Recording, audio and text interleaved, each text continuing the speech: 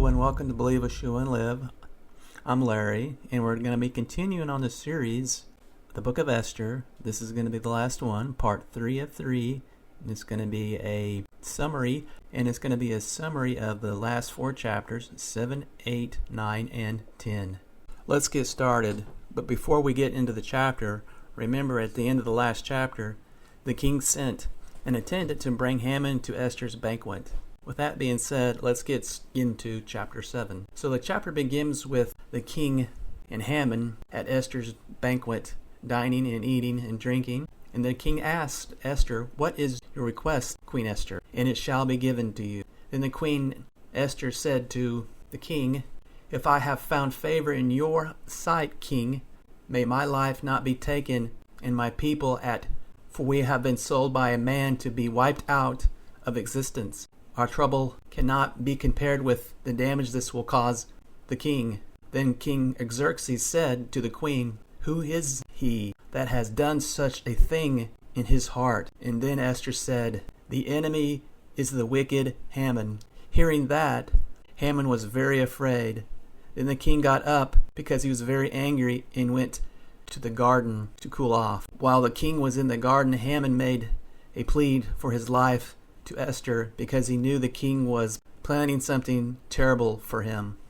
Just as the king returned to the banquet, Haman was leaning on the couch where Esther was reclining. The king got very angry when he saw this because this was a violation of her honor. And he said, "Would you actually violate the queen while I am in the house?" When this was said, Haman was very afraid, and he knew his fate was set in stone. Then one of the king's attendants told the king, "There is a pole at Haman's house that has been made for Mordecai."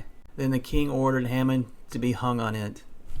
Okay, now we're going to be moving on to chapter 8. On the day that Haman was killed, his house was given to Queen Esther. Then Mordecai was brought before the king Xerxes and was told what had happened. Then the king gave the signet ring to Mordecai. Then Esther gave Mordecai Haman's house. But Esther still had an issue, so she fell down at the king's feet with tears to have him overturn what Haman had done against the Jews. But the king said the law concerning the Jews that the king's name is on and sealed with the ring, nobody can reverse it. But the king called his scribes so they can create a new law that granted all Jews in the cities and the proverbs to gather to defend their lives.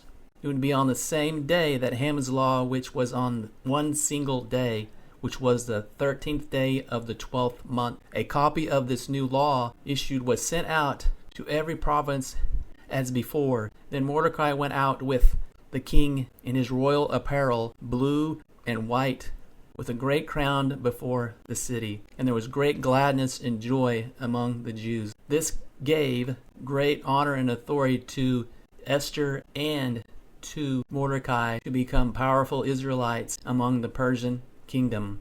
Okay, now continuing on to chapter 9. And since chapter 10 is really short, we'll put them both together.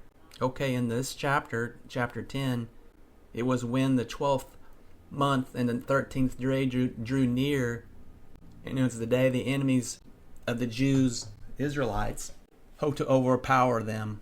When the day arrived, all the Israelites gathered together in the cities throughout all the provinces. Also, the officials of the provinces and the rulers and the governors came to support the Israelites because of the respect for Mordecai.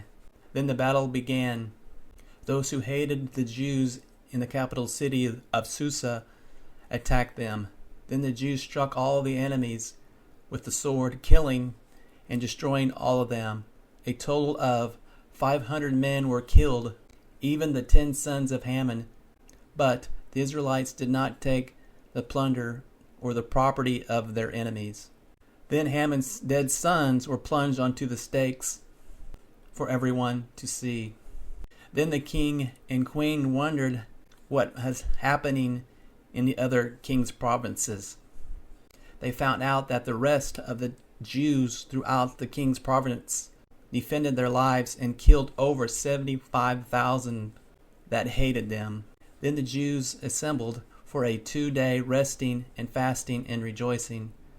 The Israelites then made the 14th day and the 15th day in the 12th month a holiday, and that's where we get Purim.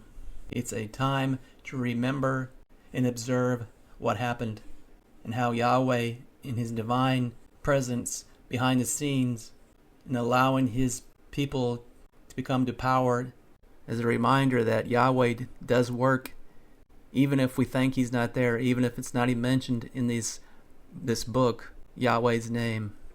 But he is still working behind the scenes and directing everything he wants done to establish and to further his kingdom and his will. Now, I hope everybody enjoyed this. Thank you for listening and watching.